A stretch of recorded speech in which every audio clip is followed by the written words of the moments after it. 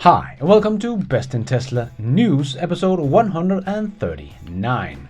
Wow, do we have a lot of great news this week from Tesla. The Tesla semi-truck will start production and deliveries will start the 1st of December.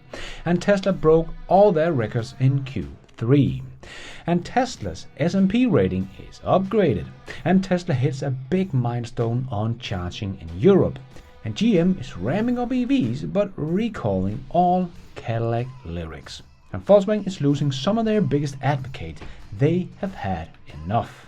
And German automotive expert says Germany auto industry is in trouble. All this and much more on today's episode. Let's dive right in.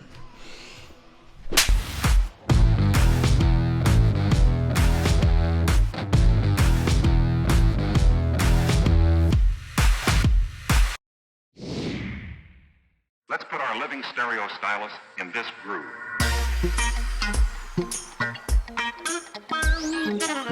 And we did get Tesla's production and deliveries numbers for Q3, and as usual, records all around. I did make a whole video about Tesla's delivery and production numbers, so I'm not going into too much detail here in this news show. But Tesla did produce 365,923 units and delivered 343,830 units, and they are both records, and are up 54% in production and up 42% in deliveries year over year. So very good numbers. But many Wall Street analysts just don't seem to get why Tesla's deliveries are down compared to their production. But that's because Tesla has finally stopped making the big end of the quarter push. So that is a very good thing. That will save Tesla a lot of money on deliveries at the end of the quarter and save a lot of stress on the workers. So that is awesome. And this will only give Tesla a 22,000 units head start in Q4. So Q4 will probably be even bigger than we probably thought, and going forward the numbers will be very smooth as Tesla will no longer make end of the quarter pushes. So this is good news, not bad news as many mainstream media wants it to look like. So yet another record quarter. No matter how Gordon Johnson will try to twist it to bad numbers, as he always does. But it was a record quarter, and therefore we will of course also get record earnings report by Tesla on the 19th of October. And to put the growth in a little perspective, as someone like Gordon Johnson is saying Tesla is no longer growing, well, take a look at these numbers. Rory Red Dog shared on Twitter. In all of 2018, Tesla produced 254,000 units. In Q2 of 2020, they produced 258,000 units. In all of 2019, Tesla produced 365 units.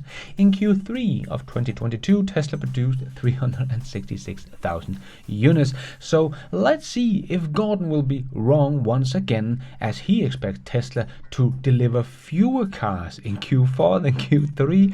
But I expect it will be more like what Rory here showed. In all of 2020, Tesla produced 509,000 units, and in Q4, Tesla has the production capacity to produce close to that number. So time will of course tell, and we only have 3 months left to see if Gordon once again will be wrong. If his track record is anything to go by, he of course will be wrong once again. But he thinks Tesla has a demand problem. But James shared the best chart of the week, year-to-date US light vehicle sales. Yeah, it doesn't seem like Tesla has a demand problem. And if you are in doubt about Tesla's growth, James also shared this on Twitter, his quarterly growth in deliveries trailing 12 months. Yeah, it does not come much clearer than that. And do you want to get smarter faster? Well, today's sponsor, Blinkist, can help with just that. I use Blinkist myself because what they do is they put the key takeaway of an entire book or podcast and put them into these 15 minutes text or audio explainers called Blinks. And they have over 5,000 titles already. So you can learn the key takeaway from a book in just 15 minutes. While you're driving on your bike or just taking a 15-minute break, and boom, you have learned something new from an entire book. And you can do what I did to make it even faster. I started my Blinkist journey by hearing the blink from Josh Kaufman called The First 20 Hours that teach you to learn the basics of pretty much anything in just 20 hours by using rapid skill acquisition. This is the way I try to develop my skills as a video editor and much more. And if Blinkist wasn't fast enough, I love that you can even speed up the read of the book. So I usually hear my blinks at 1.25 speed. So for example, this 12-minute blink I consumed in just 9 minutes and got the whole key takeaway from Josh's book in just 9 minutes. And now I can learn everything faster. Just amazing. And there are so many titles to choose from, so no matter what you would like to learn about, I am sure Blinkist will have some blinks for you. Another really cool new feature is that it allows every premium account user to share their account with somebody else, so you can discuss and share blinks with your friends. Just very cool. So thanks to Blinkist, you can get access to valuable knowledge and great ideas very, very quickly. And if you sign up to Blinkist right now through my link down below, you will get a 7-day free trial and 25% off a premium membership. And I can really recommend this app. I use it myself all the time. So go get smarter quicker. And thanks to Blinkist for sponsoring this video. But it is not only Tesla that is breaking records, so are BYD. They delivered 94,941 units in just September of BEVs, and in all of Q3, 258,610 BEVs. So very impressive growth we are seeing here, and we can see BYD is now delivering more cars a quarter in China than what Volkswagen had delivered in the first half of 2022. So BYD is really pulling away from Volkswagen, and only about 85,000 BEVs behind Tesla in a quarter. But DM is not doing so great on the EV front, but I'll get back to that in a minute. I just want to show off another one that is doing pretty good here, and that is Rivian. Rivian Q3 had in production 7,363 vehicles. Deliveries was 6,584 units. But no one is screaming about demand problem for Rivian as they are with Tesla, even though Rivian's deliveries are about 13% lower than their production. Tesla's deliveries was only about 5% lower than their production, and not even a week worth of production from Tesla. But good to see Rivian still on target to deliver their 25,000 units here in 2022, so not bad.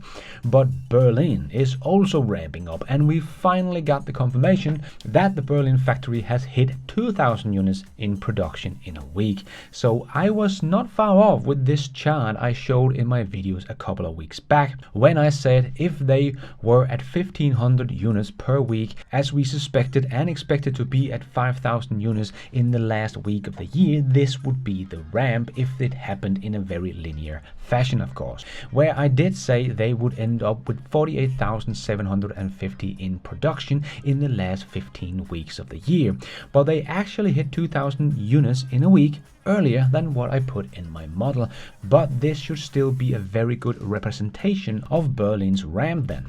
So we should see 45,500 units to still be coming out of the Berlin factory for the rest of this year.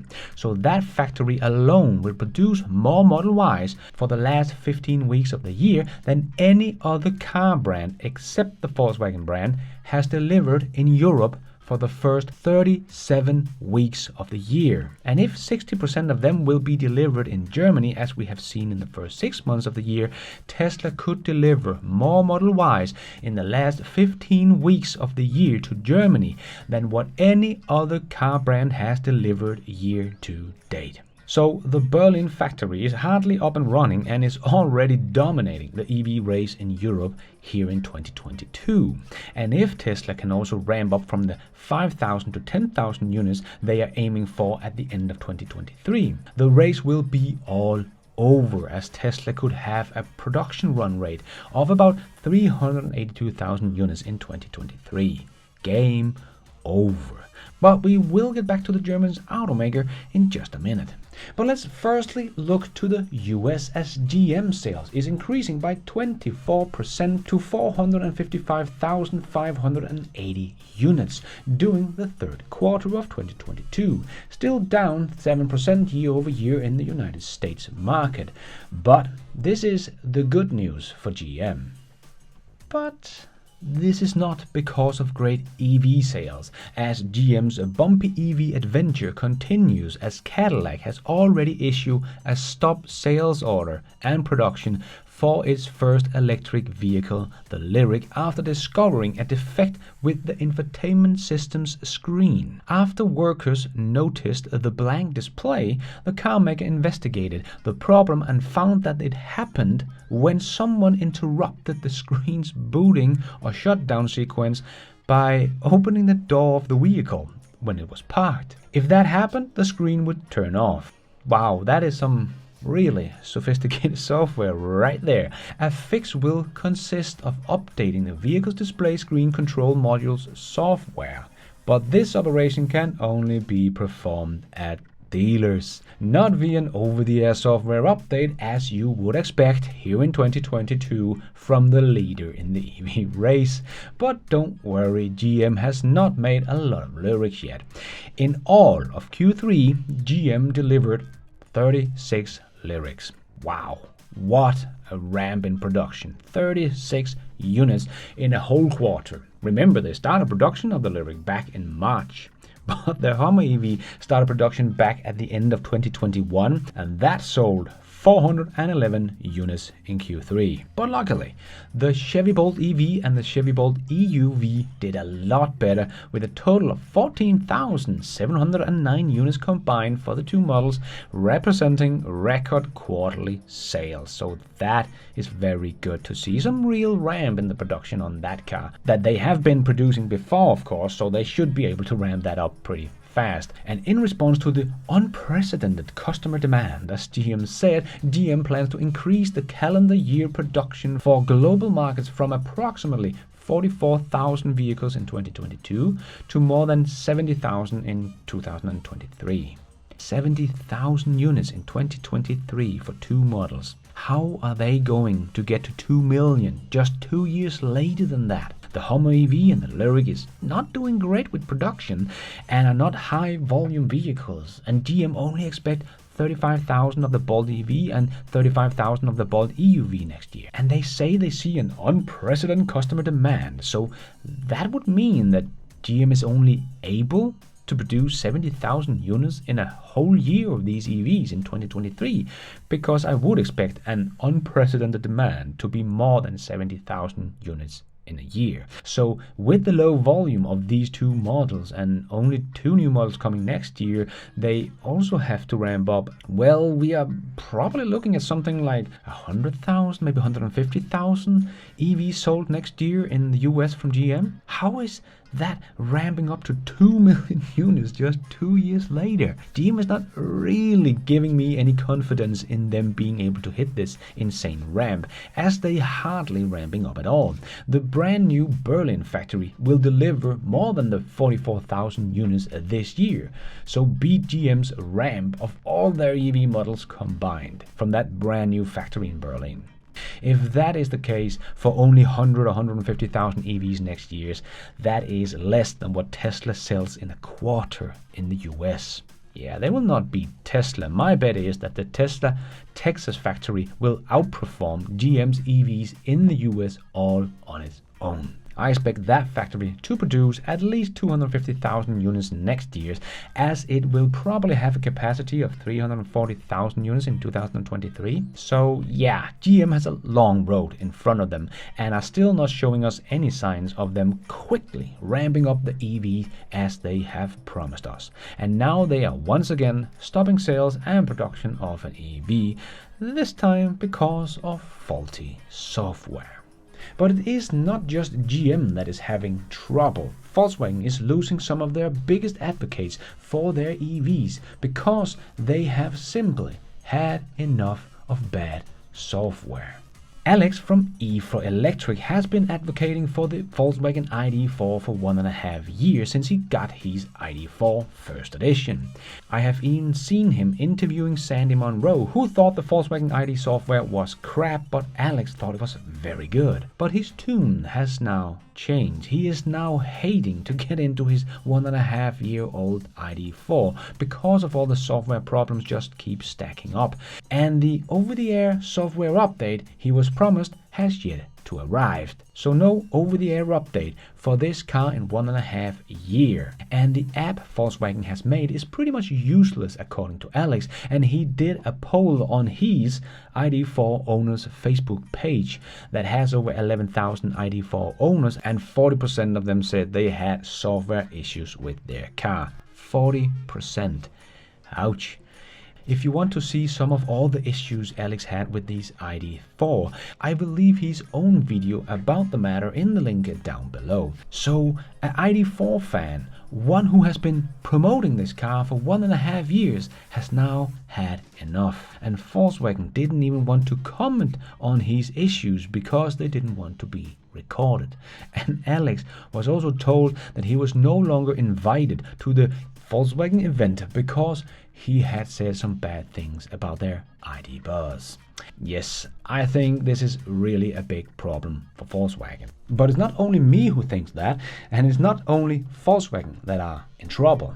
Because Simon Snorra, partner and experienced automotive expert at strategy consulting Oliver Wyman, is out saying that the German auto industry is in trouble with their EVs. And the ID software problems are a very good example of what is going on. Germany was world class at making cars, ICE cars, but they cannot just convert that experience over to the EVs, as the cars are so completely different, and they are trying to keep up with someone like Tesla that has been making nothing but EVs and software for 14 years, and the German automakers has not really taken it serious before now. As Simon wrote in an article in Handelsblatt shared with me by Stecker Auto on Twitter, the strong international position of German automakers was also based on excellent powertrain and high comfort.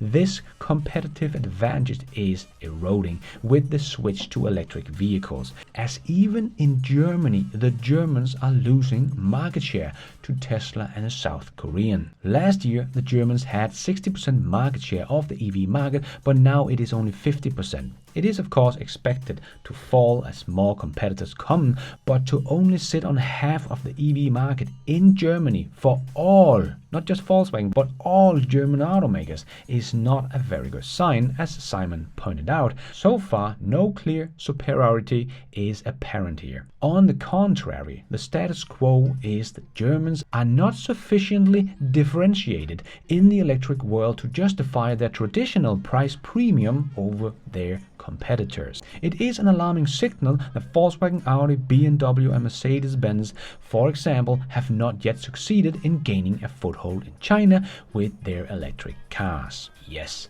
the biggest car market in the world that is moving the fastest to EVs, where someone like Volkswagen had about 40% of their sales. That could change dramatically if they don't come out with a better, more advanced electric car that is not lagging behind in software, technology in general, fitted with cheap plastic, which the German automakers are not known for in the ICE game, and much slower charging speed compared to the competition from China, South Korea or Tesla. And this is about to get even worse, as I talked about before. The MG4 already here, more Chinese are coming together with VinFast and all the South Korean, and BYD is coming with 3 different models as well.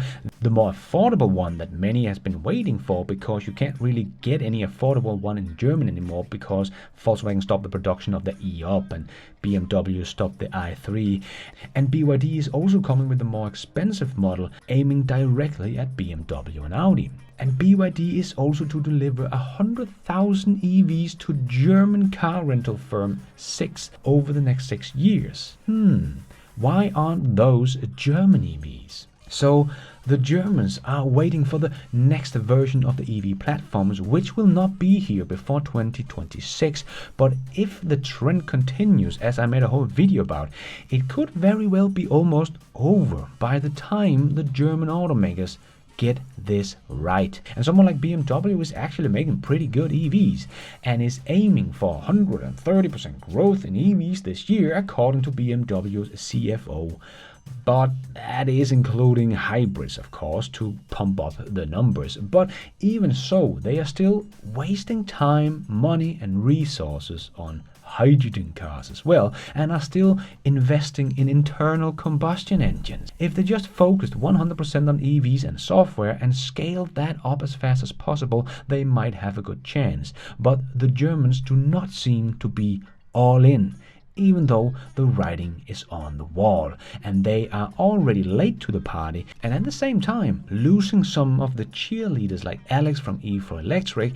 Well, that is not a good sign of what's to come. I do hope they wake up soon and stop wasting their time, because the auto industry will not be the same without the Germans.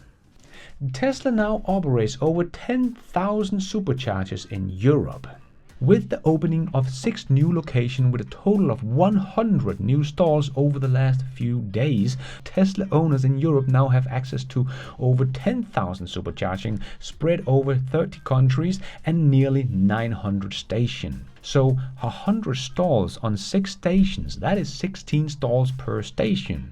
Ionity have about 4.5 stalls per station, to put it in a little perspective, and they only have about 431 stations with 1,883 stalls. And about a fifth of Tesla's stalls have been built in 2022. In fact, the network has already grown more in 2022 than any other year, with still 3 months to go. From a few 2-stall stations in 2013 to sit with dozens of chargers ranking from retail location to hotel chains to supercharger network, continues to stay ahead of the fast-growing EV fleet. Fast and reliable, the network continues to support heavy traffic episodes despite increased numbers of Tesla vehicles on the road and opening of selected sites to non-Tesla EVs. About a third of Tesla's fleet in Europe actually used the Tesla superchargers locations outside their home country this summer, and nearly 80% used the supercharger at least once. Despite this, the network showed no sign of systematic congestion issues during the busiest week of the period.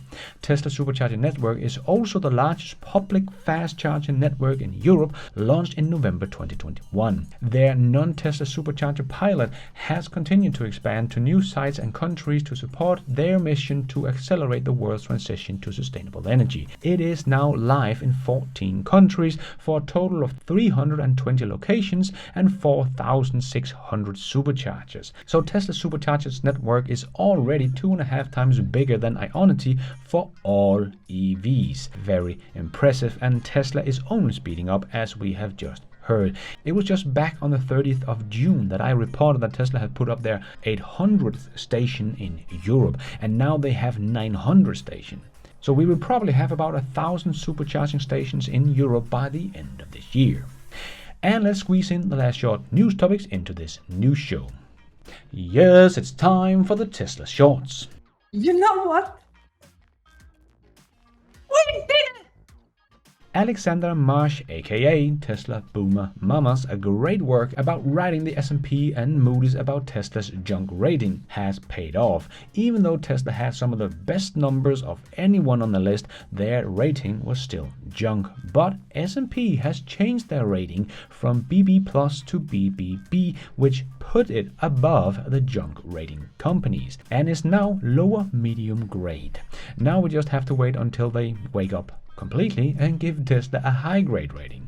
And we are still waiting for Moody's to upgrade their rating above junk rating for Tesla, but this should put some nice pressure on them as well.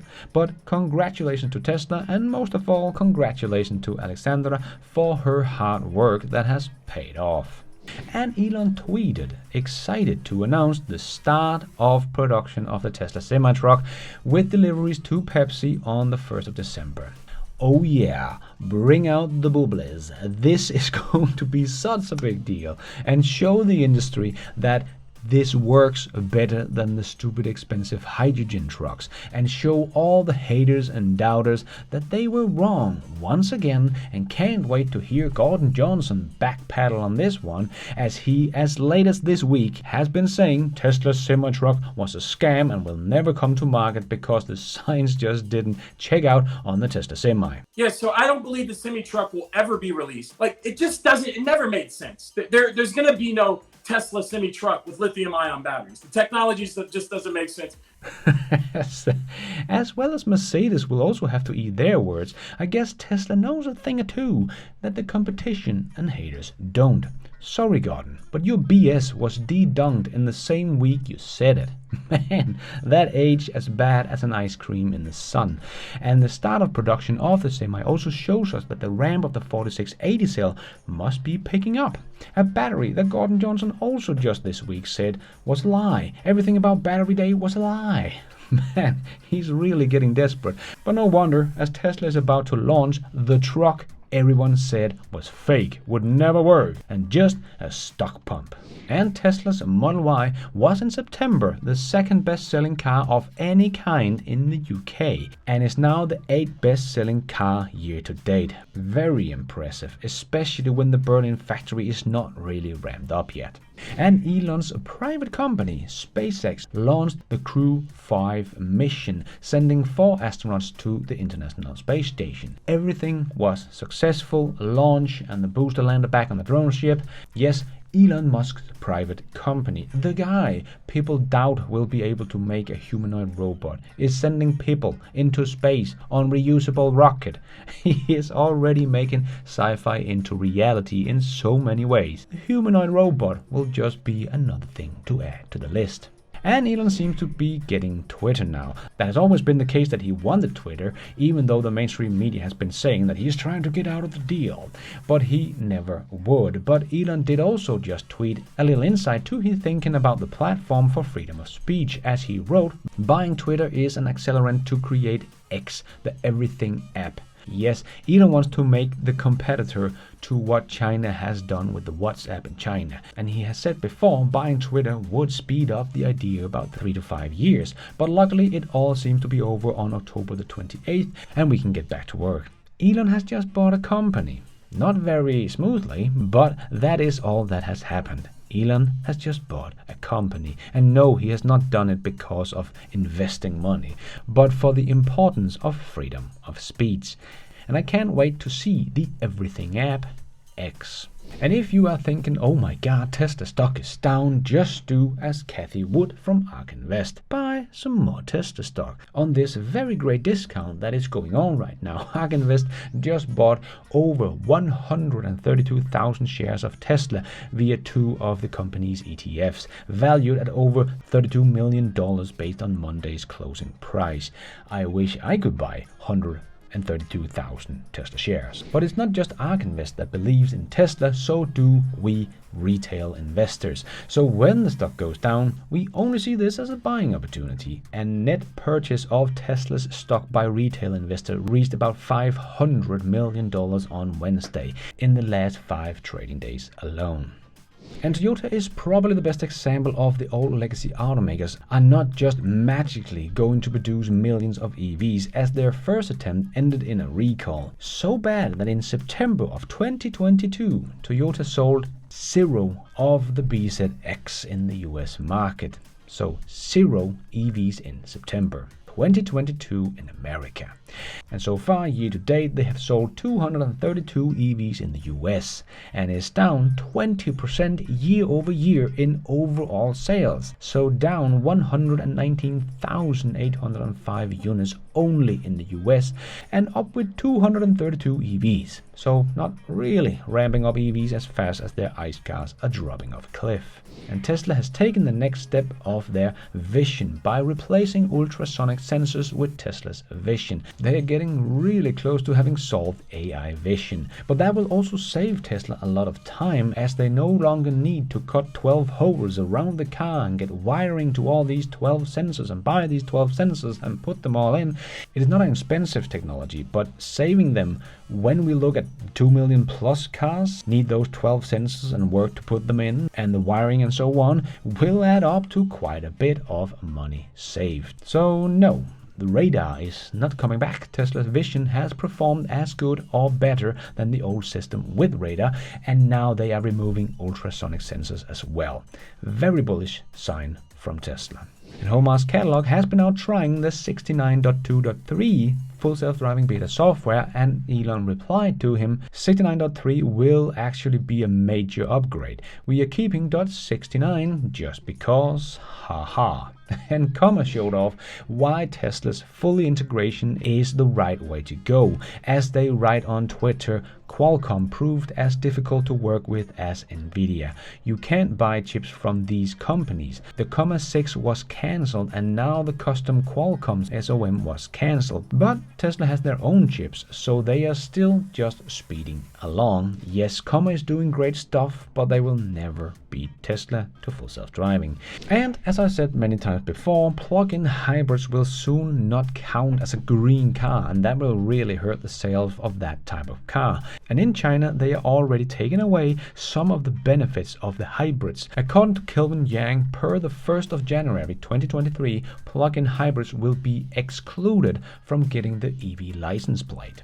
And if you need to learn a little bit more of just how dumb hydrogen is, well, Fully Charged just made a great interview with Professor David Shibon that sets a few of the myths about hydrogen straight. I will leave a link to that interview down below. I did make my own video about 6 months ago on this topic, so nice to see I was pretty spot on with the science. I will leave a link to that down below as well. And before we end off with a bit of fun, I just want to make a quick shout out to my newest patrons and members of this YouTube channel. My new patron, Garrett Persh, and I thank you for watching members Lai Hooking, Mark D, Somerset Wealth Strategies, and Sigurd Magna Frederiksen. Thank you so much for all your support. I am doing this all by myself, but you guys are all the producers of this new show. Thank you. And a big and special thanks to Supporter of the Week, and this week's winner is Werner Vögeli. He has been a thank you for watching member for 2 years. You need much more than a free t-shirt, you need a medal, my friend. But let's start with the free t-shirt or mug of your choice. Please contact me on this email down below so I can send you your free t-shirt or mug of your choice. Thank you. And let's end off with a bit of fun. An illustration of the stock investors that picked Lucid over Tesla.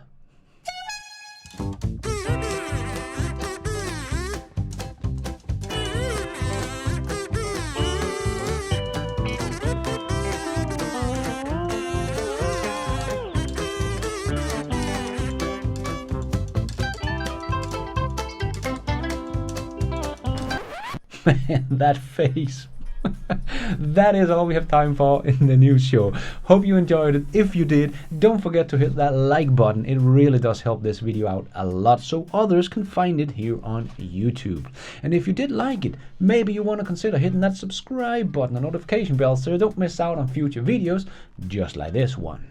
If you're already a subscriber, thank you so much for your support, and if you want to support the channel even more, remember you can, for as little as $1, become a patron of this channel and get your shout out on this show. You can also become a member of the YouTube channel to get a shout out and some extra perks. Hit the members button to find out more. And don't forget to follow me on Twitter. I tweet all the news as it comes out and more. And check out the merch store to get some merchandise and support the show. Now it's also possible to support the show without buying anything, becoming a member or a patron. There is a link to donation options in the show notes. And also as simple as hitting the super like button. But going forward, I will be making more videos for patrons and members only. And I will give my YouTube members and patrons early access to my videos whenever possible and make my videos ads free for members and patrons only. So don't miss out. And thank you for watching. And until next time, take care out there and be nice.